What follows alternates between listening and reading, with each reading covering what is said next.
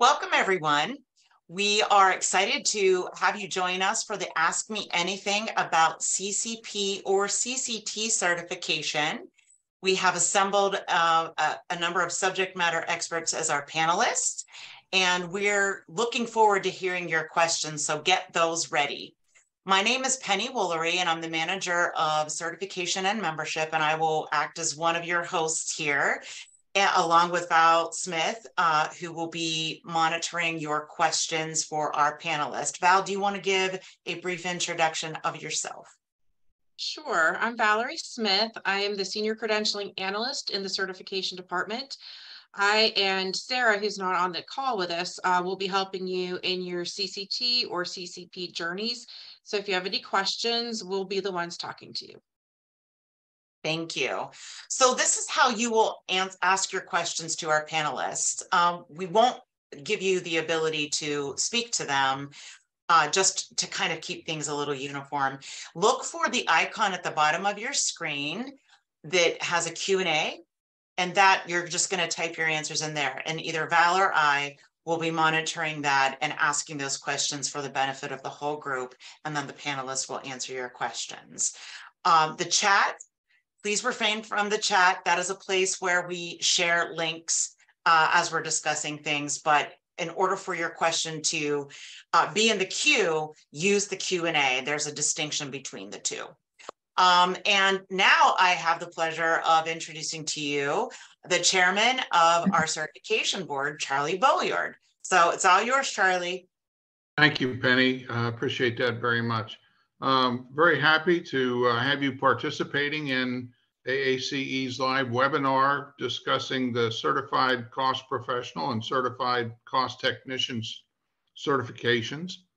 And I'm very happy to be joined and to be able to introduce to you the panel who actually are the CCP CCT committee of the certification board.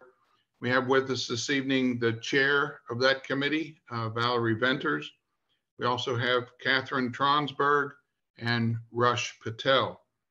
And so we look forward to and welcome your active participation in the discussion this evening. And I think we're ready to receive your questions.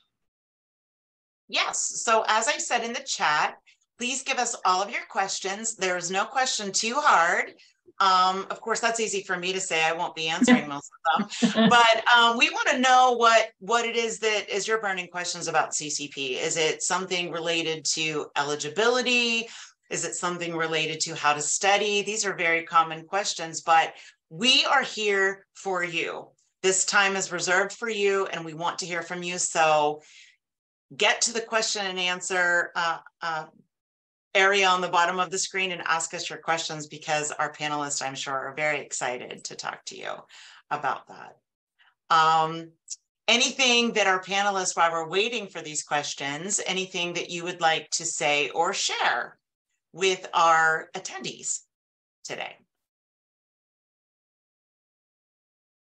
I think it's really great for us to have these sessions, because I know at the different conferences that I have been at, both local and in the international level, I always get questions of, how do I study? Because the CCP is what we call, I guess, an umbrella type certification, where it is touching a lot of different topic areas, and sometimes it can be a bit daunting of how to study for all the different topic areas. So I think these sessions of Ask Me Anything helps to clarify some of that. And I think that this is a great platform to do it. So absolutely, take your best shot.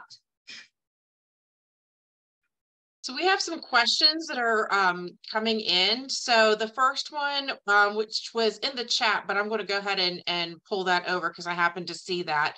But please be sure to ask your questions in the question and answer box. In 2023, not being able to use somebody else is asking, this is why we need to have them in the question and answer. In 2023, not being able to use the best cost engineering tool, Excel, during the exam is a bit weird. Are you thinking about changing this? Not sure I understand the question again. Read that again. So I think they're asking about using Excel within the exam itself to actually solve problems or, come up with a determined answer. And I think for now, that's not something that's under consideration. Right.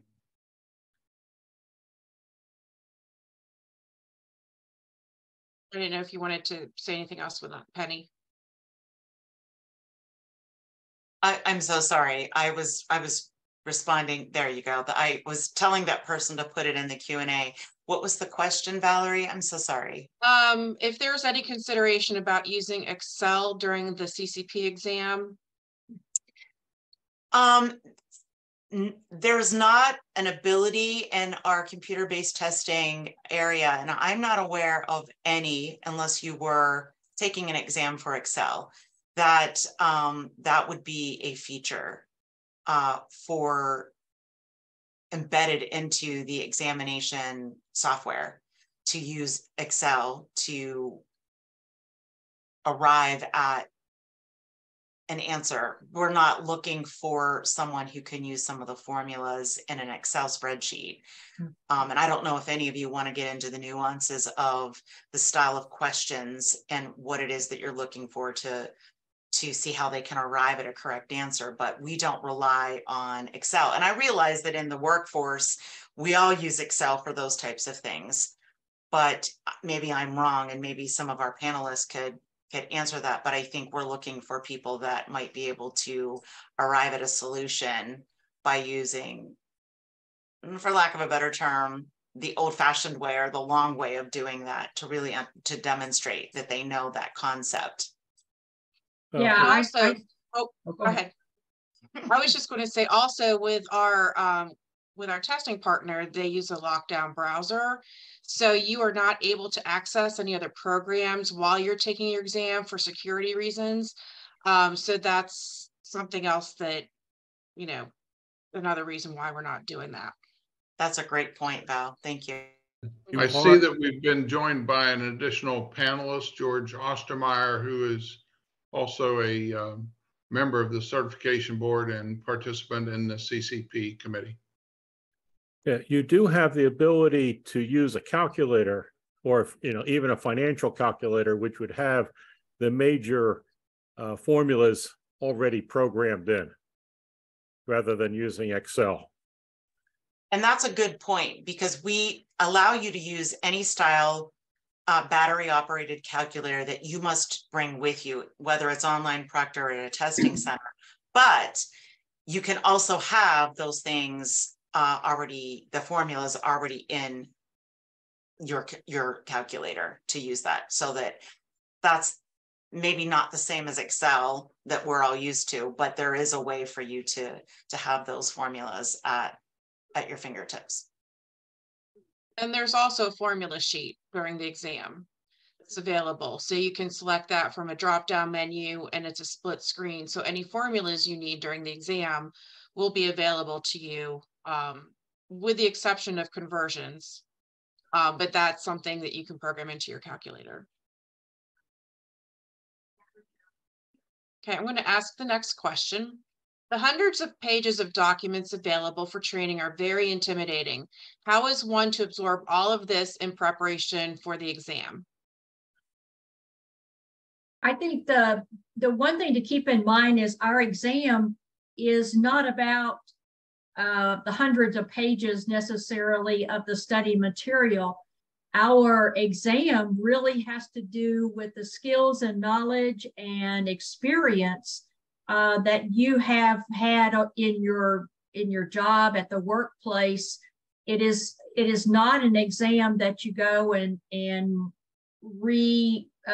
memorize something and then go back and redo it in the test.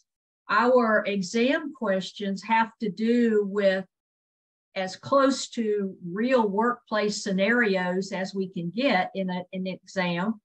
And the skills and knowledge of the things that you do every day is what we're testing. Yes, there are calculations, and yes, we do calculations in our workplace, but that's not the total sum of what we're trying to test. It is a competency-based exam.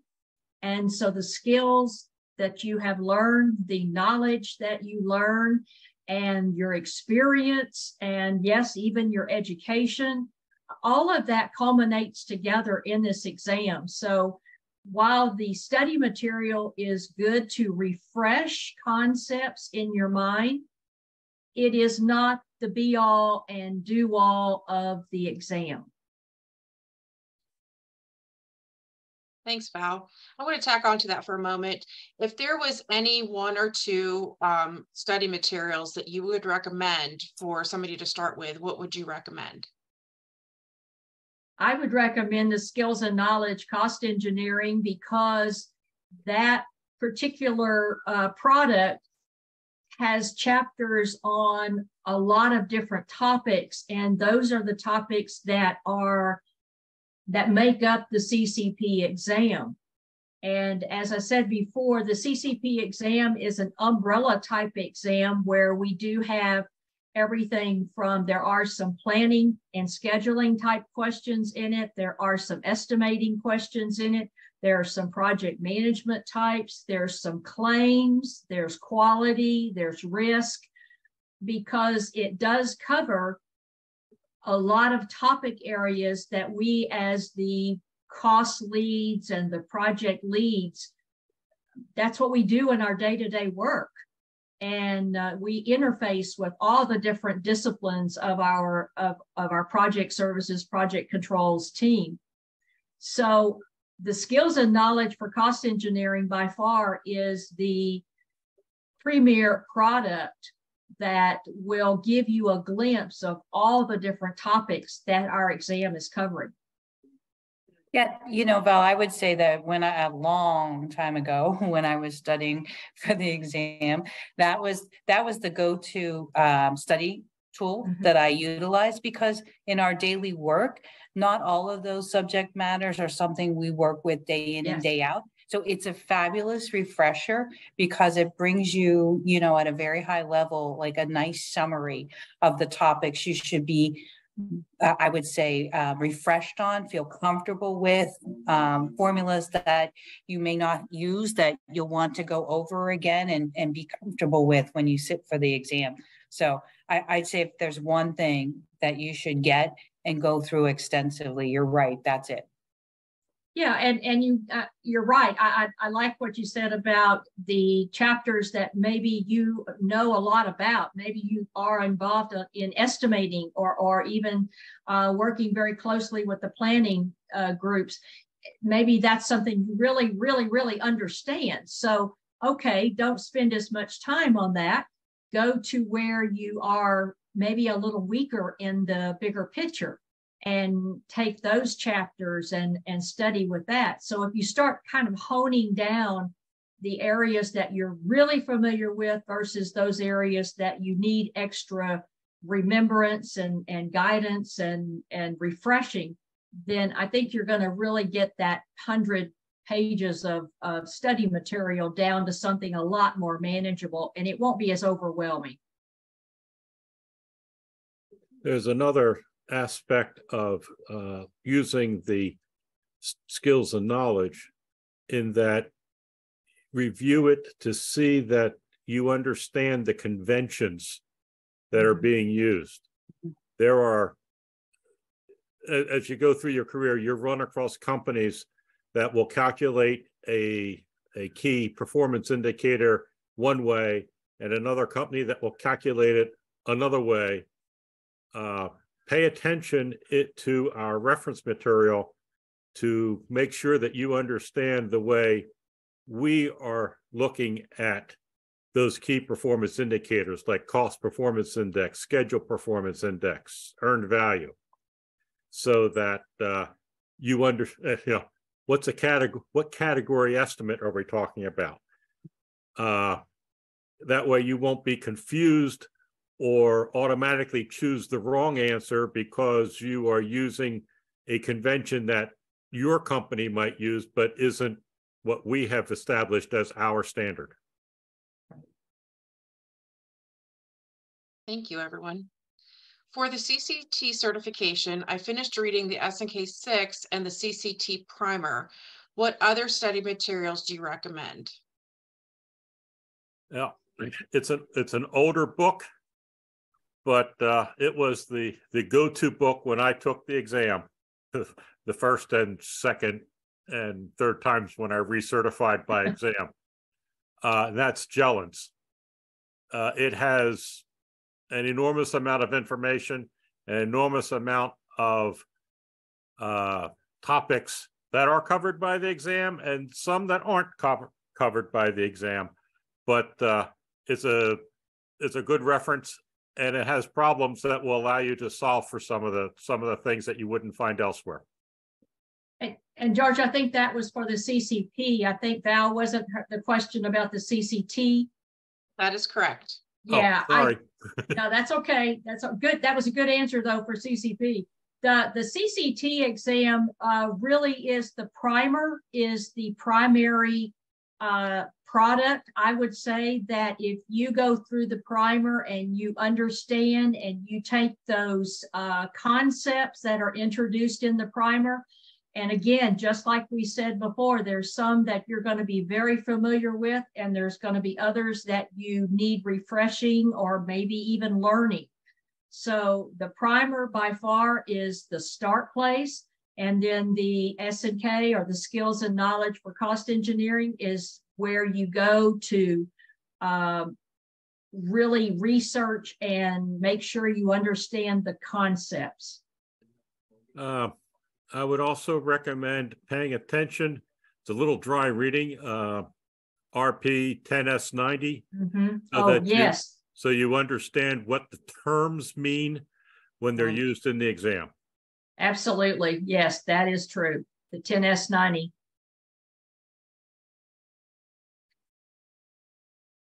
And I wanted to remind you also that those two resources are ones that you can take into the exam with you for the CCT.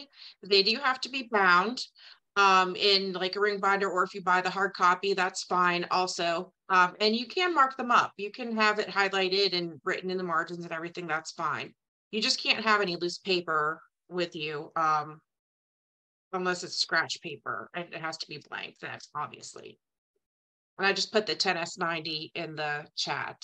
And Penny put in, oh, Penny already did that too. While I was talking, I was trying to do it while I was talking too.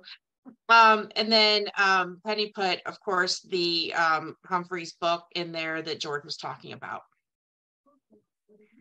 Next question is, do I need to take the CEP before taking the CCP?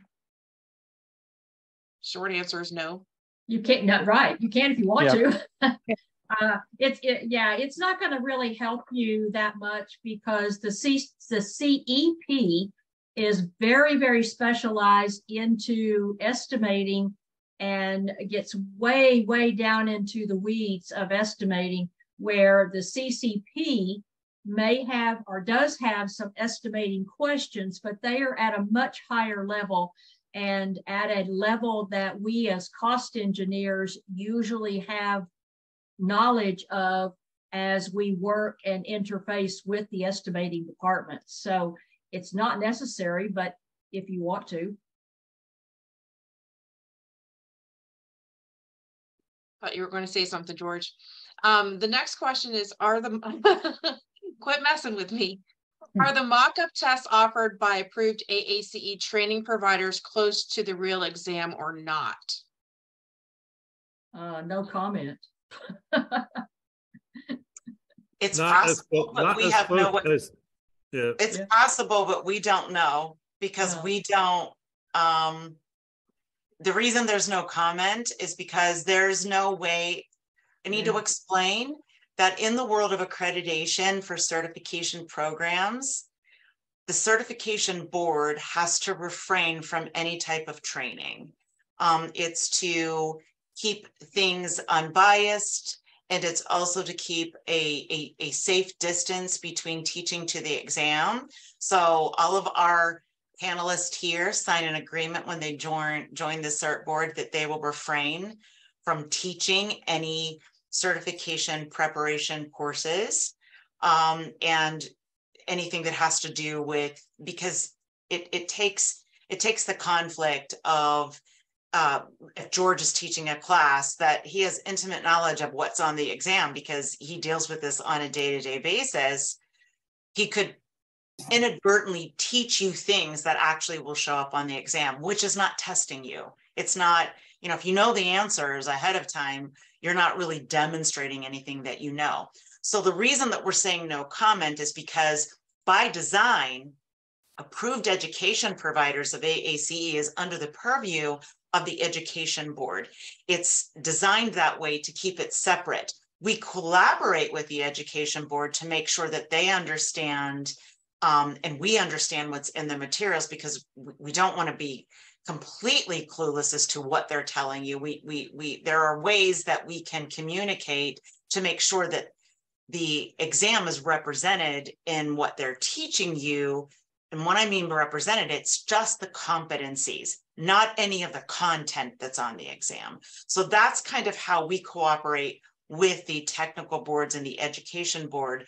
But we have no comment, and we can't say for sure that it's a good representative of what's on the exam, because we're not involved in the education part of that, part of all of that, because it is a violation of accreditation standards. I think what I can safely say is that any mock-up exam that you're taking, if you're affiliated with a class for an AEP or any other type of certification preparation course, it's probably representative of the content that they're teaching you. That's the only thing I can feel safe to say, not necessarily our exams. We can't really guarantee that because we're not involved in that. I hope that gives you a better understanding about that particular area. And I'm going to jump in and add that if you are attending or participating in a training class, that the important thing about those trainings ties directly to what everyone said before, but it doesn't hurt to emphasize it again, is the concepts and the techniques and the things that you would use, but not the specific questions or the answers that you're going to see in a training program. And on the other side of that, if you have an education provider who says that that what they're teaching is the exam and you will guaranteed to pass the exam, they have no access to our exam, and we modify questions on a continuing basis, so they're blowing smoke. And that person said that they were asking about the techniques, of course, and the themes of the exam. And Well, that is correct. I'm sorry. Go ahead, George. Okay. The topics that are in our body of knowledge are in RP 11R88. So if you look at 11R88, you will see the various areas of knowledge that we test on at a very high level. So yes, at that point, they kind of know what we're testing, but they don't know specifically. And that's also a guide if you have if you look at an RP, to get more information on what's in, but our overall body of knowledge is contained in 11R88. And I just wanted to reiterate what you're saying, George. So I know that for an AEP, which is an approved education provider of the AAC International Education Board, goes through a review process. So I think it's safe to say that, to answer your question about the themes or the concepts, that yes, because they review it in order for them to be listed as an AEP, they make sure that the content of their training material does align with exactly what George was saying. If someone says, I'm a CCP certification preparation provider, when they submit their documentation to the Ed Board with their application to be an AEP, they look at that content, the syllabus, the outline, to make sure that it hits those domains. So I think you could be safe.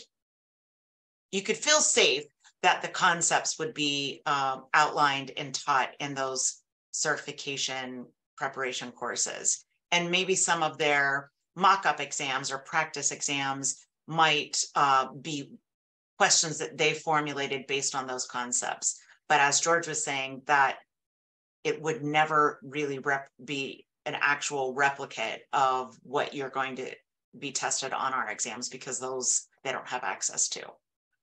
But you should feel confident in learning those themes and concepts and what we call domains for the exam. Thanks, everybody. Have you reference about the certification study guide? Because that's pretty good material actually, along with the skills and knowledge of cost engineering. CCP Certification Study Guide.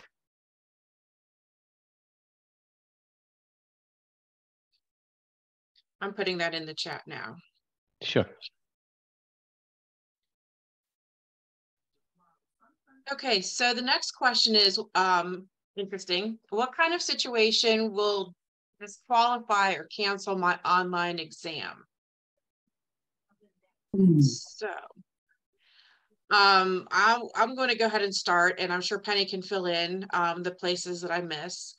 One of the things is if you try to use any keyboard shortcuts, if you try to get into a different program, if it's online and you're using online proctoring, if you're looking around the room too much, if you're talking out loud, if you have materials in or around your desk, including a phone, that are not already approved, like scratch paper, pen, pencil, calculator. For online proctoring, you can have a clear receptacle of clear liquid, so basically a glass of water or Sprite or 7-Up on your desk. You cannot have that at a testing center. You have to go out, take a break in order to have a beverage. I'm trying to think, Penny, what else can you think of? I think you did a good job at representing some of the things that have been an issue or is already a written policy that you cannot do.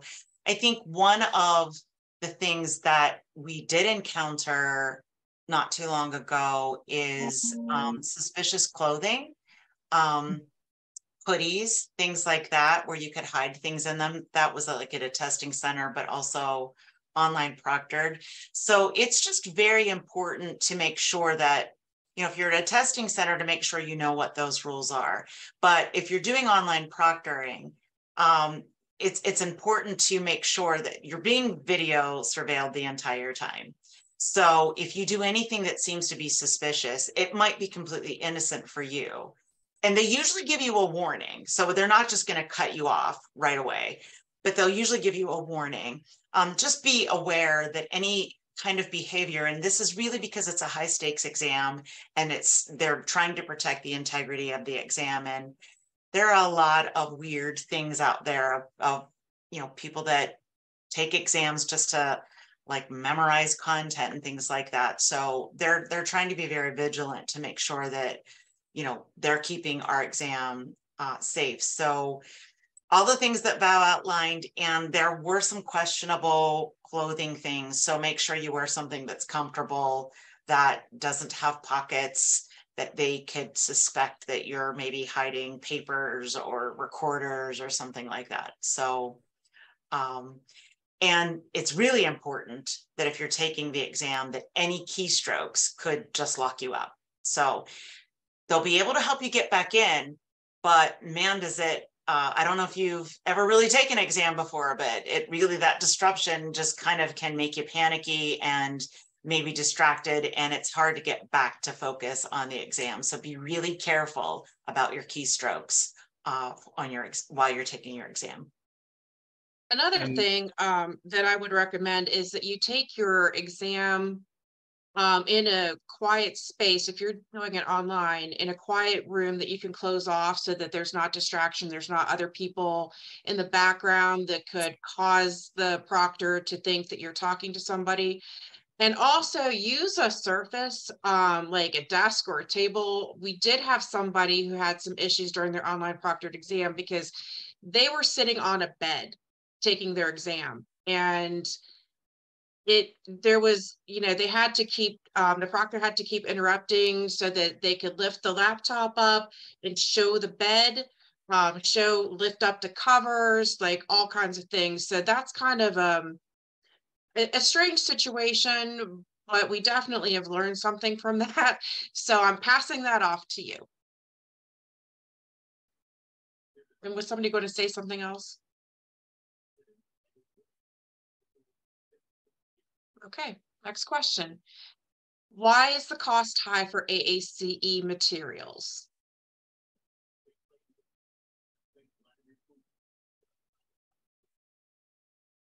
Can you ask that again, please? I didn't quite catch everything.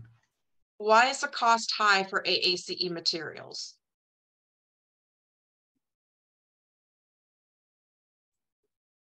So I would like to take a stab at answering this question. The first thing I would like to point out, and I know that it was already mentioned on this call, is, our exams, the body of knowledge for the CCP exam, as George has already pointed out, is 11R88, which is a recommended practice, 10S90, which is free to anyone. It's also a recommended practice.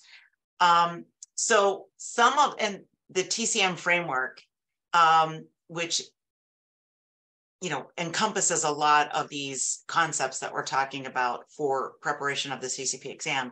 Those things, if you're a member, are no additional charge to you. You have access to all of the RPs in the TCM framework. And I know that it costs money for membership as well. So I'm not here to insinuate that, there's no cost associated to that. I'm just pointing out that the value of all of the recommended practices, if you look at what the price is for non-members, is in the thousands of dollars. So you do have access, if you're a member, to a lot of resources that can help prepare you for the exam at no additional charge beyond your membership fee. When you get into the cost or the pricing of some of the other materials that are outside of the certification examination fees, we really can't comment on that. Similar to the practice exams issues, is because those are under the purview. The recommended practices are all under the purview of the technical board. So they set their pricing for those products. The same is true for the study guides, the SNK6, and some of the other things that are priced by the education board. So I don't know, but I'm sure that there are very good reasons as to why the prices are set the way that they are. I can't, give you a coherent answer as to why the price is what it is.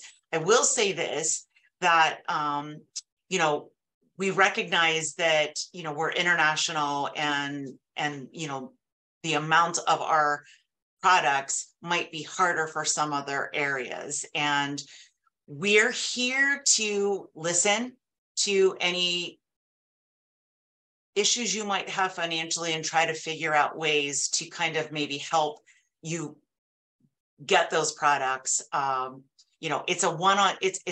It's a case-by-case scenario, but if you're having struggles financially and need to make alternative arrangements, I would recommend for you to reach out to me or Val on the call, not Val Venters, Val Smith. This is an administrative thing at certification@aacei.org, and we'd be happy to talk to you about some of those challenges. We do that with some people from time to time because we're here to help you on this journey and not make it a challenge or an obstacle for you. So I can't really defend pricing because, as I said, it's not under our purview. We can talk about, what it is for our fees for our certification exams. But we're here to help you through that if it is a challenge for you. Val, do you have anything else? And I'm talking to Val Smith, that you would like to add to that? I think that you've really touched everything. I don't really want to go into areas that I don't know about. So I'll just leave it at that. Okay. I'll jump in with one additional topic, and that is check with your employer, because there are a lot of employers who are organizational members. And with that organizational membership, they have the opportunity to access the materials. And so it's a good idea to check with your employer to see if they have one of the membership positions in their organizational membership that would be open for you to use to access materials if you're not otherwise a member. In that same vein, Charlie, that's a good point. We have a lot of people whose companies are not organizational members, but we'll sponsor them for certification exams, study materials. We'll create an invoice for them, and whether it's sometimes you have to pay for it up front and then they'll reimburse you, but definitely check with your employer, see if it's something that they'll sponsor you for. The next question is online proctor examination for CCP also, and I'll answer that, yes. How long does it take to schedule a site location for the exam? And I'll go ahead and take this one too. You can usually schedule your exam within 24 hours of receiving your clearance. It really depends on the testing center itself and what they have available, but it's pretty quick. I mean, you can pretty much do it when you want to. So I'm going to jump in again, Val, and say that to your point, which was a very good point about the online proctoring. And so the requirements for technology, if you're going to do online proctoring, are available. They're described on the website, through the certification hub or through the description of the examination process.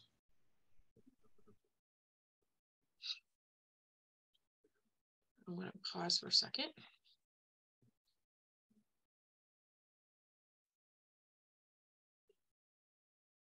I didn't know if you were going to say something. Yeah, Penny. what I'm sharing here on the screen right now is just to show you what CCP certification on our website, which is found under certifications offered and professional certification CCP.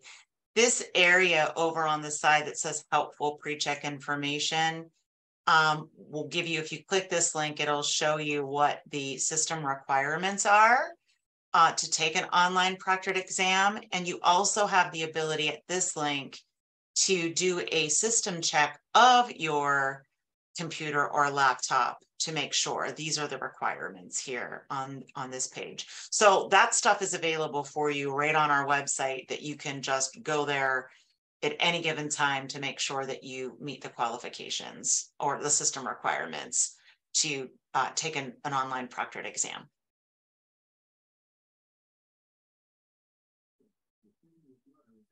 Okay, so the next item is their prices are quite high. This is not about the exam fees, but some of the materials are very high. You all recommend to bring down to a reasonable one. Okay, I think that was not a question. No, but we'll be happy to pass that along to the tech board and the ed board in our coordination discussions. And right now we don't have any other questions in the queue. Is there anything that anybody wants to see? Do we need links for anything? Is there something that you were looking for, you were unable to find? Any questions?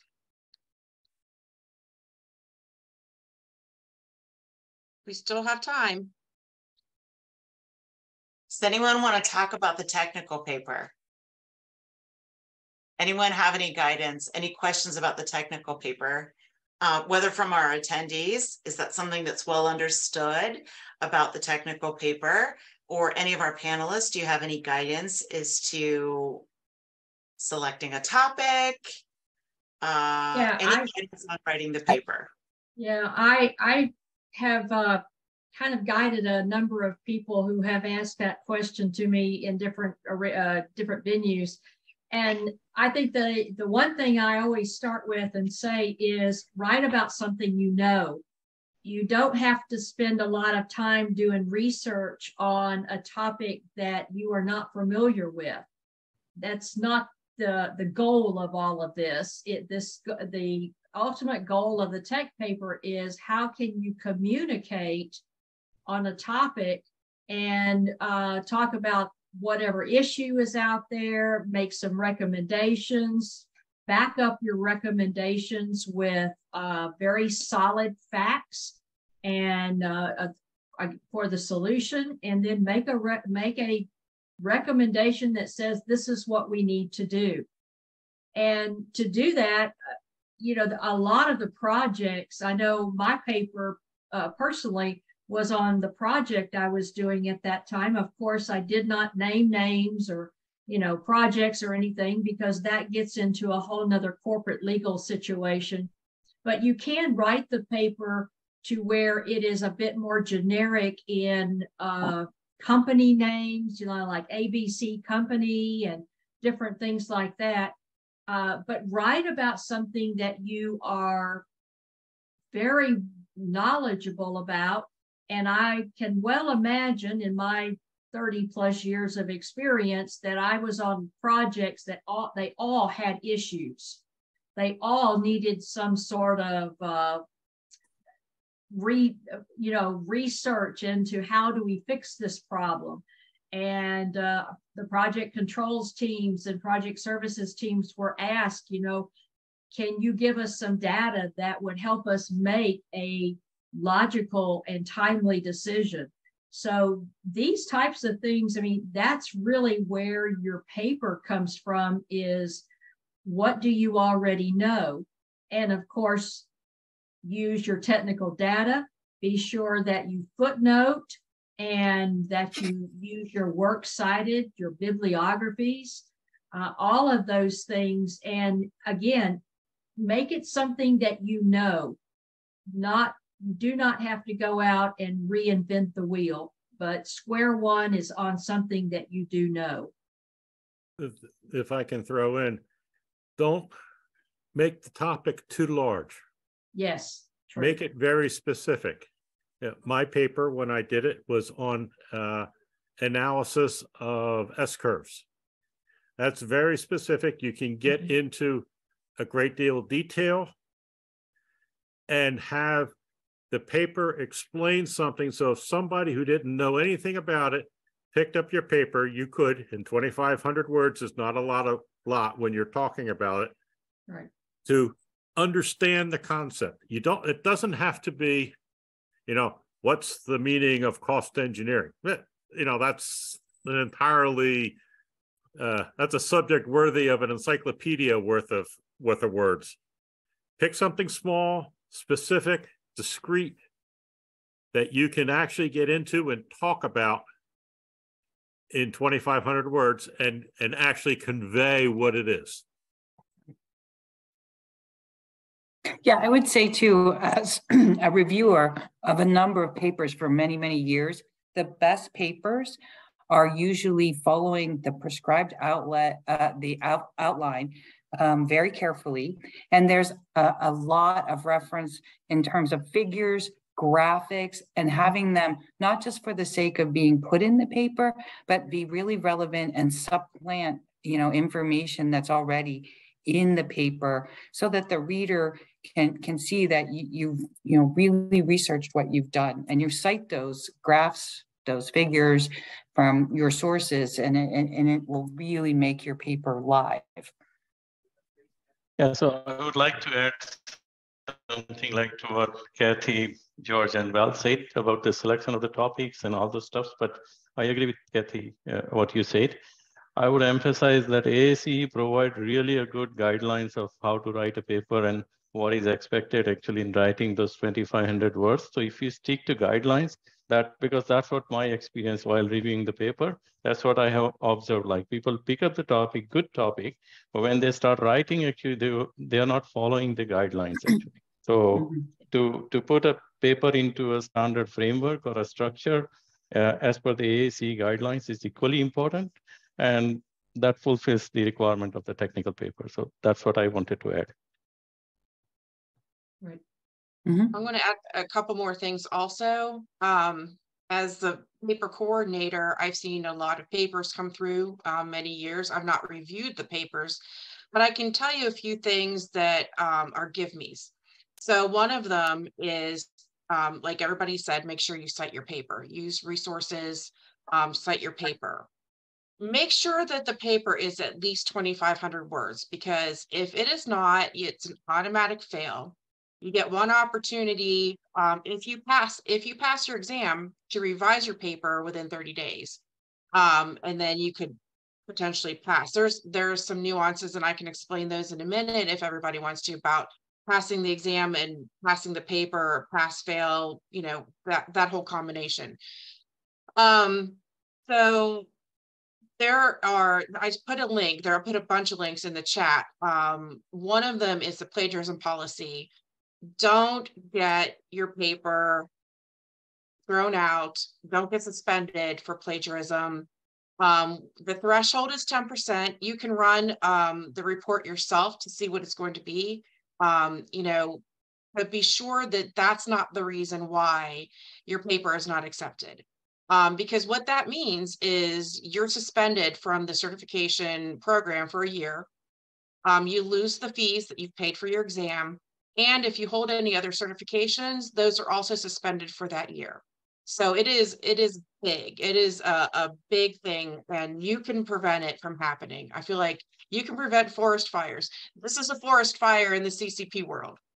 The other link that I put on there is the virtual library. If you're a member, you have access to that, and you can search like thousands of topics in the virtual library. These papers are not ones that were used for the CCP exam itself. They're ones that have been published or presented through AACE, and they're really good resources to use to look at what we're looking for in a technical paper. Those papers are longer.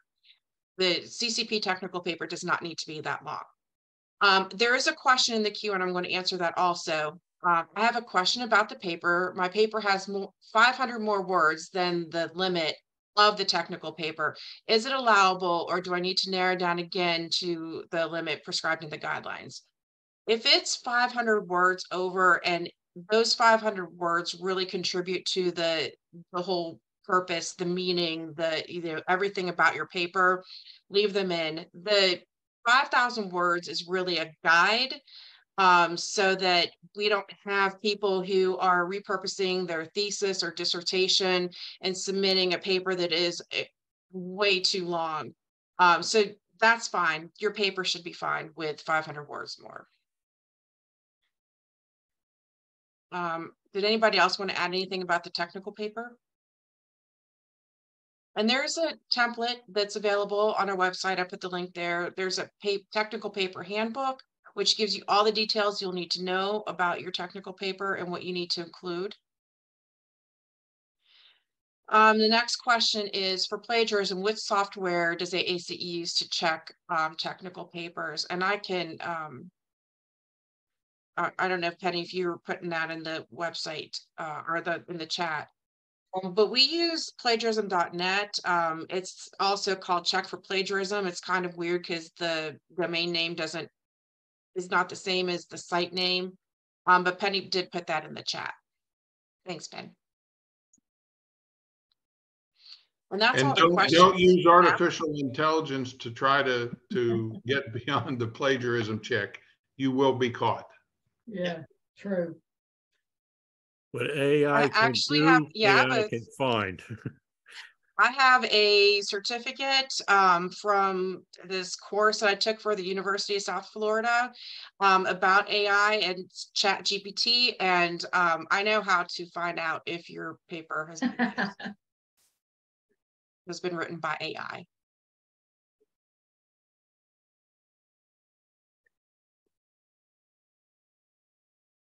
Anything else? Oh. What are the rules whenever we have to take a break during the exam? And I can answer this one also. You are welcome to take bio breaks during your exam, but the timer will continue to count down. So I would recommend being as swift as possible. If you are at home, you would just need, and taking your exam via online proctoring, you just need to let your proctor know there's a way that you can do that, which is explained when you receive your clearance. And then at the testing center, just raise your hand, let the proctor know. And then you can go, they usually have lockers, and you can go to the locker, get your drink, get your beverage, go to the restroom, or, you know, whatever you need to do. But the timer does not stop. So just keep that in mind.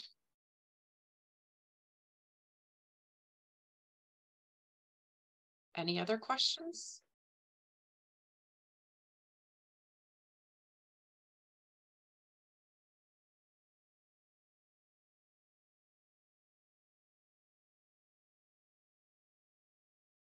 Well, we're all just looking at one another.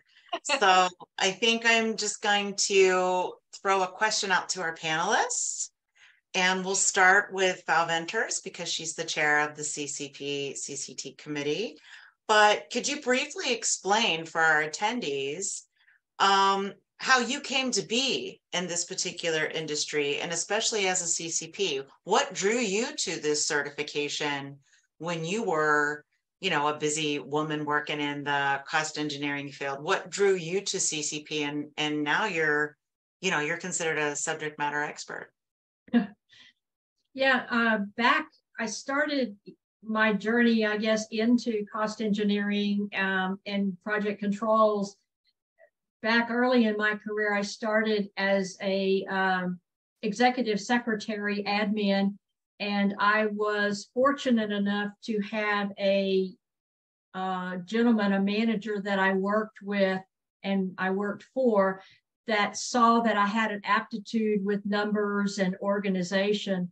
And he was the one that really opened the doors of opportunity for me to get into project controls. And because of my numbers aptitude and that type of thing, organization, my natural fit was in cost control.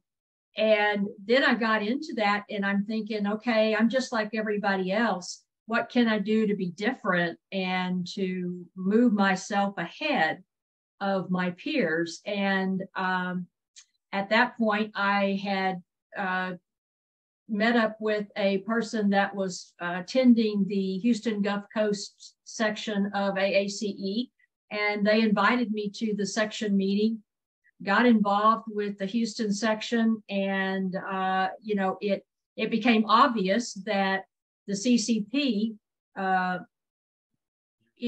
was the right place for me to go, and the certification would help set me apart from peers that did not have certifications. And so that's what I did. I jumped on that, studied, and took the exam and joined AACE and became very involved in the industry as in cost.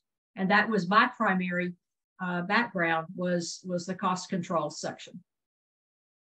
Nice. George, do you want to go next? Sure. My background is a little different. I am a graduate engineer, and I had some very minor project controls, you know, estimating type stuff when I was in college.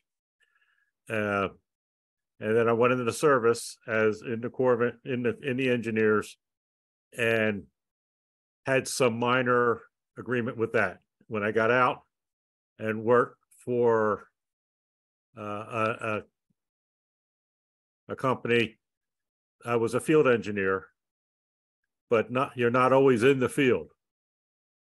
And they discovered that I knew what a schedule was, and I came from an accounting background as well, from family, and so I knew what cost controls were and how to do that. And so I kind of fell into a niche that they needed, and did that for a number of years.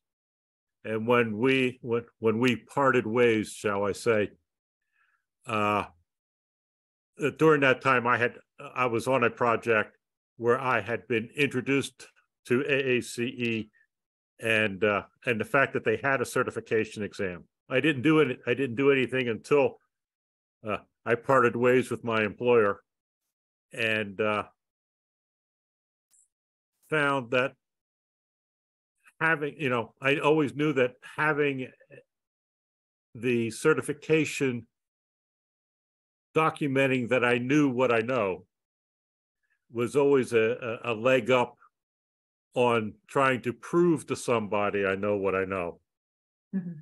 So I took the exam and have been working for a number of people ever since. When the exams bifurcated and we started going into the specialty exams, I know I'm dating myself a little bit, I had been doing that work as well. And I was a full service contractor. So I took those exams so that I wouldn't lose an opportunity because somebody had a certification I didn't. Yes. So if you go on our website and look for the list of our certification board members, you will see that George is one of our few that carries the whole alphabet of certifications. He's a very well-rounded certified person. So how about Catherine, quickly, I know we're getting close to the hour. If you could give an idea of how you got into your journey in the CCP certification. Sure. So I worked for 13 years for a company that's no longer in existence called Westinghouse Electric Corporation. And I was in the field in power plant construction for a number of those 13 years. And then I switched my career over through an introduction from one of the folks I had met at Westinghouse into tax services and started working at some of the large accounting firms, looking at large scale projects and projects that were under construction. And I needed to have something that would, in the tax realm, justify that my cost estimation skills that were used for tax projects we were doing was really valid. And so the certification for CCP, or what it was called prior to CCP, made a lot of sense for people in the field that I was in. And so because of my field experience, I could meet the requirements because of my background. And then, because of my real life capabilities, it was really not as hard as I would have thought had I not done what I had done to take the exam. And so that's something very different. I still work in the field of tax services and consult around project costs and look at cost estimates practically every day for very large scale energy projects, mainly renewable energy projects right now in the US. And so I'm very, very appreciative that, I have the ability to, carry that designation on my resume. Awesome. That's a great story. It's not your typical background. So I am not your typical CCP. No. No, thank you for sharing that. Rush, can you briefly tell us how you came upon your CCP journey? Oh, sure. So before I jump onto CCP journey, I just want to briefly mention about my project controls. So that date back in 90s, actually. I was teaching project controls. So I was teaching construction management as part of my teaching career back in India. And when I moved to Canada, I never knew that I'm going to end up with making project controls as my key career options. And when I started working with Synovus Energy here, and aspiring for the positions in project controls, but I came across AAC. Of course, it was introduced by the lead estimator. I was working with him, and then since I had a strong academic background, I liked teaching, and also I started attending meetings, and that's how I thought CCP and look at CCP credentials and AAC really. So CCP certification has provided me different insight and accomplishment of a professional satisfaction in terms of how AACI really tests the knowledge and skills, and that gives a different confidence actually and contributing to the professional career, honestly speaking. So that's how I ended up with the CCP, and I really value all AACI certification because of the standards AACI has established. Awesome, that's a great story too.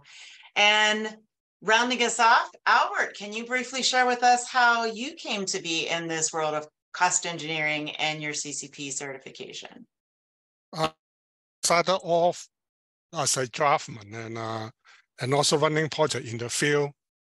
And after that, I moved into working for a consulting firm to do design build. And because I work in the field and doing design, I know all the bells and whistles of all the system. So then I start doing the cost control and cost estimating, because I seldom miss anything for all the system. So I get a pretty accurate, a big picture of all the system. And then one of my coworker told me about AACE and CCP, and then this is how I become a CCP. That's been a long. It's been a long time. You and many of our panelists have been affiliated with the CERT board for a very long time, so they're very dedicated to this certification and to the world of cost engineering.